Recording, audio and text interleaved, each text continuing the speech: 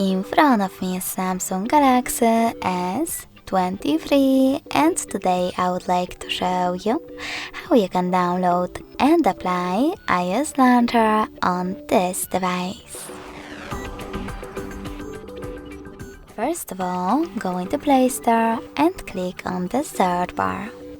Then type in iOS Launcher. After that, you need to get this free app from this developer, and when it's ready, open it. Now select while using and allow in the pop-ups. Swipe up from the bottom of your screen and click on Home button.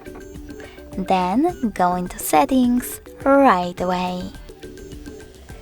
In Settings, you need to scroll all the way down. Click on Apps section. Click on Choose Default Apps and finally hit Home app. Now apply iOS Launcher by clicking on it and selecting Got It in the pop-up. Thanks so much for watching. If you enjoyed this video, smash that like button, comment and subscribe. Bye!